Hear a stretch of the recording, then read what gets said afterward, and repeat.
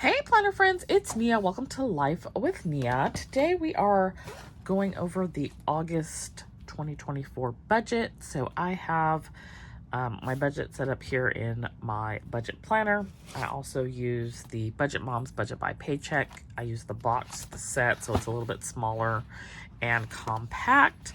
But everything we have here today that we're going to go through is set up here. So we are going to talk about income, expenses, business expenses, cash envelope, sinking funds, debt, savings, and goals. So this is my month at a glance. I've got all my bills laid out here. I like to color code them. So anything in yellow is normal business, normal expenses, but then the blue is business expenses. Okay, so let's look at our income for the month. I laugh because it's not a raise. So I received a 3% salary increase, which was really about $120, $130, which is not 3%. Because when you factor in the other things that went up, you get less than that. So, it's not cost of living. I don't know what you want to call it. It's something for us to just go over there and sit down. Here's something for you. Go sit down. Stop bothering us. That's what it is. So, in any case, and I don't say that to complain. I'm grateful for every little bit, but it's just state government is just very interesting how they treat people. I went from $53.10 to $54.42. So it is $130. Ordinarily, I would take that and increase my $457. However, I do not care for the investment options that are available in the $457. So I have I think it's $300 a month that already goes there. That's on top of what they already take out for a pension, which is close to $1,000 that they take, and they do what they choose to do with it. I have no control over it, and I actually have no control over the dollar amount either. So I would prefer to put that towards a Roth or towards I have a solo 401k as well. So I haven't decided just yet what I'm going to do because I didn't know what the amount was going to be until I actually received my paycheck. That's another thing that is irritating to me, is like you really don't know until you get your check as far as what the dollar amount is going to be. So now that I have it's $130, I can kind of look at some things and make some decisions moving forward as to how I want to use that. So that's the change that you will see going forward. Instead of $53.10, which is what it has been for the last year or so, it will be $54.42 and 56 cents. Telework stipend, health stipend are still the same, $31.87, $165.75. I'm estimating approximately $2,000 in income from Etsy this month, and nothing from YouTube and nothing from 31. So total is $7,500 roughly. I do plan to pull money from the car maintenance sinking fund. I need to pay my car registration, which is $263. And then my car insurance was billed the last day of the month. It was $729.58. So I am going to reimburse myself from the sinking fund. I'm basically going to pay the card that it was charged to. That basically $730, and so that will happen in this month since it didn't bill until 7/31, and then it was pending for like a day or two. It didn't actually post until I think August 2nd, so that will come in as well. If you count those two as income, then we're looking at $8,500 for the month. Okay, next we have expenses. So the one significant change is The venture card is paid off, so I have a 0 here for actual because it's already paid off. I was able to finish that last month, and it was after I had already set up this budget for August. Also, this month I will have the lettering box and the wax seal box come out, so I'm estimating $44 and $21 for those, and then I have car registration here, which is $263. For business expenses, I'm probably going to be looking at a higher month just because planner sesh box related items that I need to purchase. I'm probably going to need to purchase sticker paper this month as well. QuickBooks is going up from $30 to $35. I need to reach out to them and see. I use QuickBooks Self-Employed. I'm wondering if I switch to QuickBooks Online. I think it has more features. If it will still work with Etsy, because this automatically imports. I don't have to do anything. It's just set up to automatically import, which is wonderful. And then I don't know, like, it's the middle of the year, so my concern is, like, am I going to lose anything? And then also, am I going to lose anything from last year or previous years? Because I don't want to do that by switching. I also am wondering if it's less expensive. I need to look into that. So they just keep raising the prices. I feel like they just raised it from $25 to $30 not that long ago. So I need to look at that and decide what I'm going to do. I might put that on my list of goals for the month because I had an empty space, and that is definitely financially related.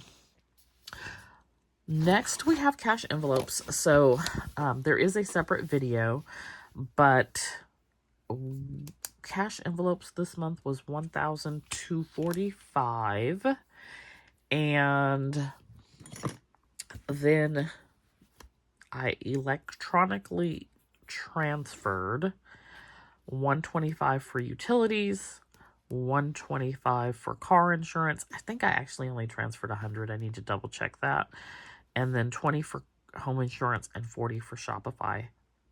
Those went electronically to the respective cash envelope or sinking fund that is held in a bank. If you're interested in seeing my cash stuffing video, I will link it below. I have not set up my sinking fund page just yet. The only thing I anticipate happening over here is the insurance and car registration, and then PD's medicine and food.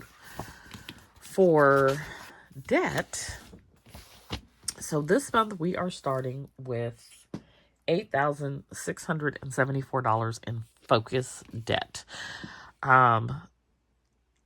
I would like to this month pay off this Navy Federal. I also have a 0% that's going to be ending on this Chase Amazon. I need to look at how much of that I've paid, I guess is my question, because there's other charges on the card that were not part of the 0%. The 0% was a balance transfer. So I need to look at 1, when does it end? And 2, how much of it have I paid? Like, what's the balance still on the 0% portion? And I could probably do that by pulling a statement, but I feel like I've poked around for the information and not been successful in finding it. It's not, like, readily available. You know, they, like, hide stuff. It's not readily available. So I need to look at that. I'm also looking at possibly paying the car off this month. So focus debt is at $8,674. My goal is to have it at $7,000 or less by the end of the month. Also, not on here, because I'm not focused on it, is student loans. I got something in the mail that said, it was from the Department of Student Education, I think. Department of Ed. It wasn't from Mohila. It wasn't from the Mohila people. It was from the Department of Student Education. So they said they have decided that I have reached 120 payments. I told y'all that back in January, but okay. I have officially reached the amount, and Congratulations. But you still had this 200 and some odd thousand over here, and please allow like a 90 days or something. So it was something ridiculous. So I say all that to say it's probably going to be, we're in August, November, December before they figure out what it is and process these student loans. If it's sooner, then that's amazing. But I'm banking on November and December. And it's actually not amazing because it shouldn't take y'all a year to do this. It shouldn't take you 9 months to do this. But we've just been sitting here waiting. I had the whole thing back in January. I think I shared, or maybe it was February, where I was trying to be in administrative forbearance because I had 120 payments. I know what the process is. And they were just like, no, you need to keep paying. And I was like, I'm not going to keep paying because I've reached 120 payments. And so it's like public service loan forgiveness. See, y'all play with people, and I'm not going to play with you today. So what do we need to do? And she was like, well, we can do your income and we can see if you can change your payment. Why would I need to change my payment if I'm not going to make any more payments? Like, that's silly to me. I'm not doing my income with you. I'm not making any more payments. I'm done. I've made 120. It may take y'all 6 years to figure that out, but I'm not going to continue to pay you for the next 6 years while you try to determine it. So it has been February, March, April, May, June, July, 6 months. You wanted me to continue to make 6 months of payments that I don't need to make. That's like $3,000 plus that I would have had to continue to pay unnecessarily, and then have to wait probably until next year to get it back. I think not. So, anyways, I told the girl to put me on the on-ramp because I wasn't sending her any money. Just put me on the on-ramp. Joe said there's an on-ramp. Put me on there. Somebody somewhere figured it out. I don't know if it was after talking to a supervisor or what, but they put me on administrative forbearance, which is where I should be.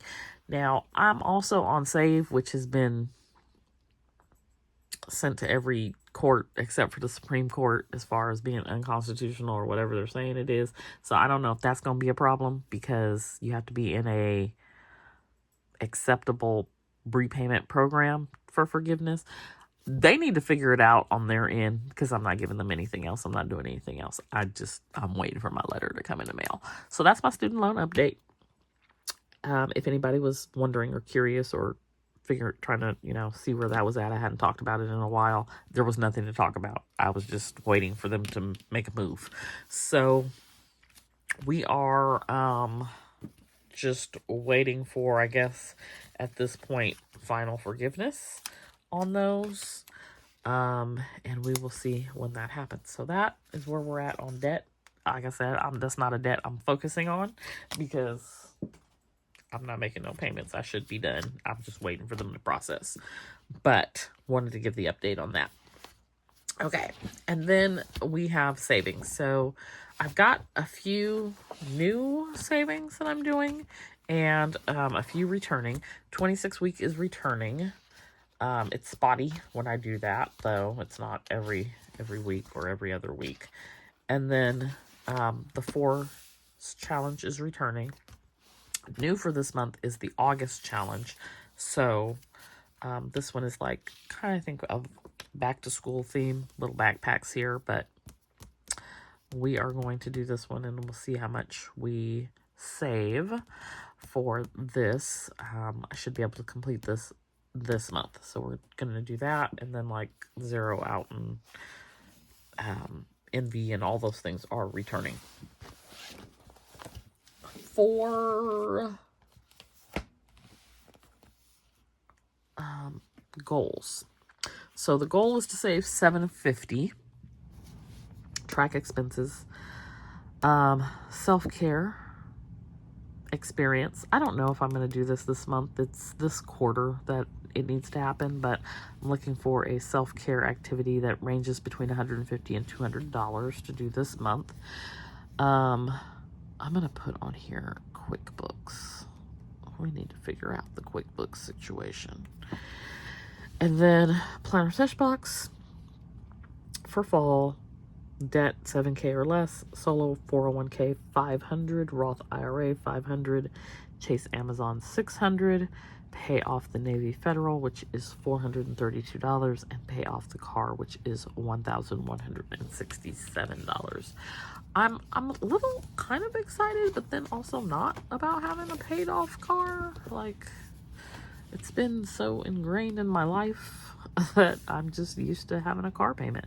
So but I'm looking forward to that. It feels anticlimactic, I guess. Anyways, Q3 focus. I keep calling this Q2. It is Q3. Q3 focus. Pay off the Navy Federal, pay off the car, debt under $5,000, Roth $500 a month, which is $1,500 for the quarter, solo 401k $500 a month, which is $1,500 for the quarter, pay our quarterly taxes, fall sesh box, pay off the venture, which is the one thing that we have hit for the Q3 already, and Shopify and Collective. I'm going to put on here QuickBooks update. And that is our August budget. So that is what's going on for August. Let me know if you have your August budget all set and ready to go, or if you're still working on it. And let me know if you have anything happening in August financially that is significant. Post that down below. Be sure to hit that like button, and I'll see you back here next time. Bye.